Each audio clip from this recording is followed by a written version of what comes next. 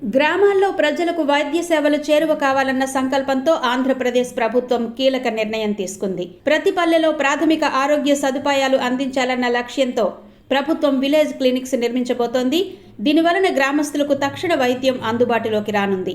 ఆంధ్రప్రదేశ్ ప్రభుత్వం రాష్ట్ర వ్యాప్తంగా 4472 గ్రామాల్లో విలేజ్ క్లినిక్స్ నిర్మించాలని నిర్ణయించింది. ఇందుకోసం భారీగా నిధులు కేటాయించబడ్డాయి. ఈ ప్రాజెక్టులో భాగంగా ప్రభుత్వం 1129 కోట్లతో సొంత భవనాలు నిర్మించనుంది. గ్రామస్తులు చిన్న చిన్న అనారోగ్య సమస్యలతో దూరం వెళ్లకుండా తమ గ్రామంలోనే నిత్యావసర వైద్య సేవలు పొందేందుకు వీలుగా ఈ క్లినిక్స్ పనిచేయనున్నాయి. ప్రతి గ్రామంలో వైద్య సిబ్బందిని నియమించి ప్రాథమిక ఔషధాలు, పరీక్షా సదుపాయాలు, అత్యవసర చికిత్సలు అందుబాటులోకి తేవాలని మంత్రి సత్యకుమార్ అధికారులకు ఆదేశించారు. అలాగే ఈ ప్రాజెక్టులో 80% ఖర్చును కేంద్ర ప్రభుత్వం భరిస్తుందని, మిగిలిన నిధులను రాష్ట్ర ప్రభుత్వం సమకూరుస్తుందని మంత్రి తెలిపారు.